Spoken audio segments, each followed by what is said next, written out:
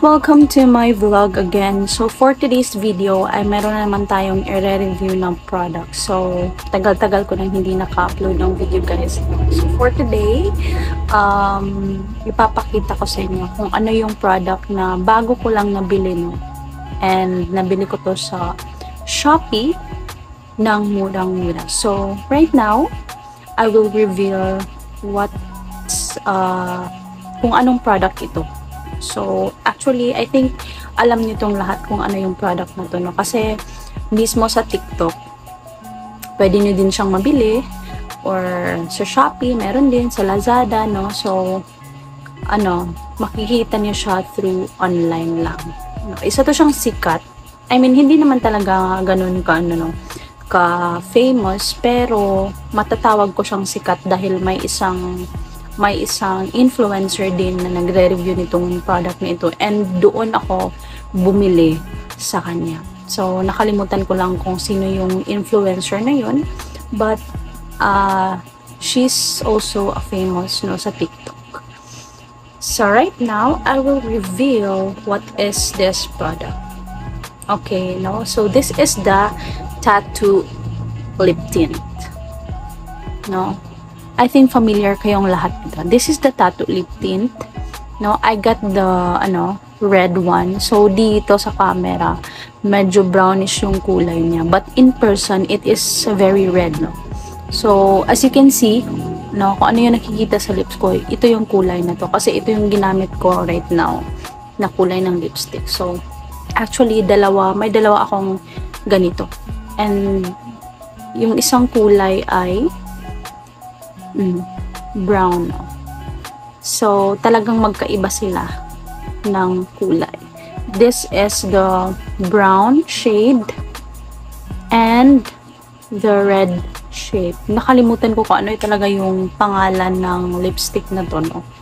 Pero actually makikita niyo din kung mag-order kayo sa TikTok, no, or sa Shopee, may nakalagay dun kung ano yung pangalan ng Tattoo Lip Tint. So, ang review ko nito, actually ginamit ko na siya for almost 1 month. No, lalong-lalo na kapag may mga events ako, kumakanta ako, or kahit anong mga parties, no. So, kailangan talaga nating maglagay sa ating kahit ito lang, lipstick lang, sapat na. So, for now,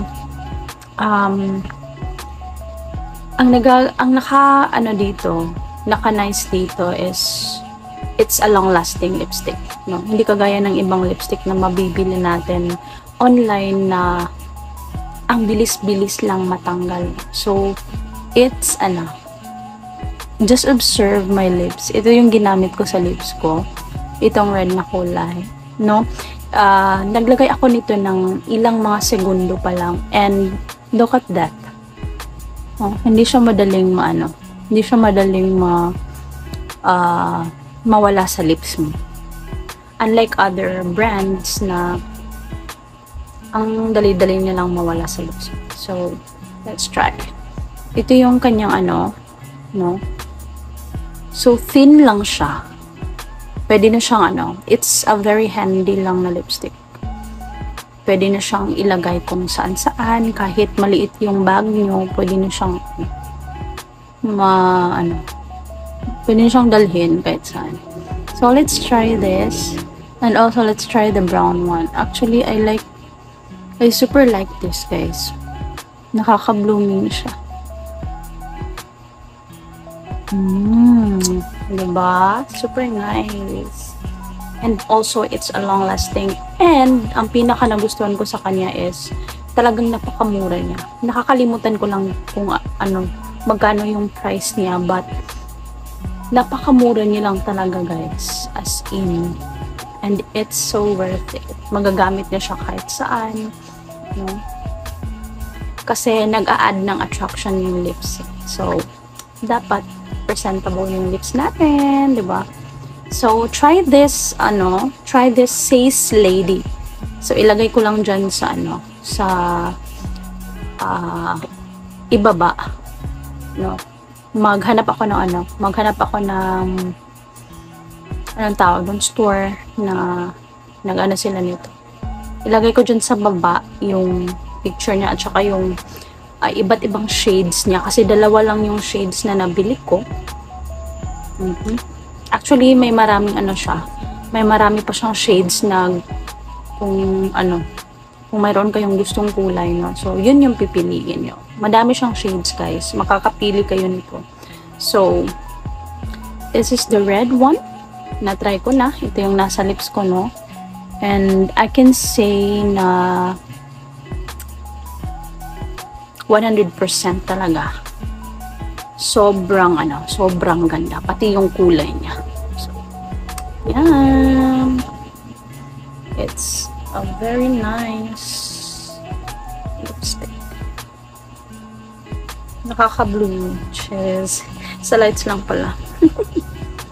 Anyway, let's try this, let's try this brown one. Try natin tong brown. So, I get a towel here and I'll just wipe. Actually, na yung lips ko, guys.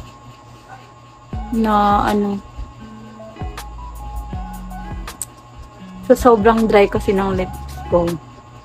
Nag-crack. So, importante din na maglagay tayo ng moisturizer, no? So, yan. Yung lips ko. Nag-crack at saka masakit siya. So, right now, natanggal ko na yung lipstick. And let's try the other one. Ito yung brown shade, no? Kanina, yung ginamit natin is the red one. So, gagamitin naman natin. Same lang siya, guys. It's long-lasting also and very handy talaga, no? Madadala niyo siya kahit saan. At talagang magagamit niyo siya, guys. Kaso lang, yung negative niya is madali siyang maubos. Kasi hindi siya ganun kadami. Oh, this is the brown shade. Actually, napakahilig ko talaga sa lipstick, guys. Okay lang kahit wala akong kilay or kahit anong foundation na ilagay ko sa aking lips. Basta yung lipstick na-dry. So, hindi talaga yan mawawala sa aking bag. So, pwede nyo din siyang, yung light lang. Lagyan nyo ng light yung lips nyo kung hindi nyo gustong talagang lumabas yung totoong kulay niya. So, pwede nyo lang siyang i-light. Lagyan nyo siya ng light. So, this is the brown. Wow. Ang ganda. Ganda niya, guys. As in. Diba? Napakaganda ng kulay. Ito talaga yung isa sa mga pinaka-favorite ko na kulay, guys. Yung brown shade. Kaya bumibili talaga ako nito.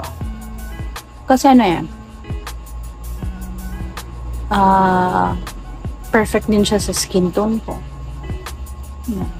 So, that's the brown. That's the brown shade. So, kung gusto niyo bumili, bili lang kayo sa Shopee, TikTok, or you can also, I think meron din sa Lazada. Basta yung mga online shopping. So, pwede kayong bumili nito. So, papakita ko sa inyo yung itsura talaga niya. Says Lady Tattoo Lip Tint. So, yan. Ang ganda-ganda. Yung mga ko, guys, yung family ko or yung kaibigan ko, sinasabihan ko talaga pag mayroon silang gustong iregalo sa akin, no? Sinasabihan ko sila na kung pwede lipstick na lang yung ibigay sa akin kasi yun talaga yung hilig ko at saka sunglasses. So, dito sa bahay, guys, napakarami ko talagang sunglasses at hindi ko sinesell yun kasi nagko-collection ako ng mga sunglasses. So, yan talaga yung hilig ko. And also, mahilig din akong maglagay ng pilik mata, yung piluka. But, sometimes lang, pag may mga event akong ina-attendan or parties, ganyan. Kasi, Bisaya na po. Bisaya na to eh. Bitaw. So, dili ko ka, hindi ako makaspeak ng Bisaya dito kasi lahat ng mga viewers natin halos Tagalog eh. So, kaya nagtatagalog ako dito. Actually guys, you can follow me also on my Facebook page, no? Mayroon akong page din at doon ko nilagay yung ibang vlogs ko din. So, mayroon din akong mga reviews doon, pero mostly mga vlogs talaga. No? So, just search Krisa Herosa Vlog. So, yan yung FB page ko. And thank you nga pala sa mga new subscribers ko, no? So, before naaalala ko, mayroon lang akong mga, I think, 100 plus na subscribers. But now, I have already 209 subscribers, no? So, from 100 plus, ngayon naaabot na tayo ng 209. Oh, amazing. Dito sa YouTube kasi guys, hindi talaga biro yung kung gusto mo talagang maging influencer, pagtrabahuan mo talaga, no? So, walang instant. Kailangan mo talaga ng hard work or actions kung ano talaga yung gustong goal mo. So, ako gusto ko talaga sa entertainment world, kaya pinaghirapan ko talaga to. So, I have already 209 subscribers and I'm thankful sa mga nag-subscribe, and patuloy pa tayo mag-upload ng maraming product reviews kasi dito yung sa YouTube ko, more on product reviews ako, no? Then, mag-vlog din ako, pero mas more on talaga yung mga product reviews, no? So, pag may nabili ako mga bagong products, so, nire-review ko talaga siya. And then, you can also check my other videos. May iba't ibang mga videos din ako dyan na nire-review, no? So, may mga tungkol sa mga pills or so, yun lang. And thank you to my new subscribers. I hope na dumami pa tayo. And pag umabot na tayo ng 1,000 subscribers, ay ako na naman ang mag-give back sa inyo. So, thank you so much. See you on my next vlog. Bye! Love you guys.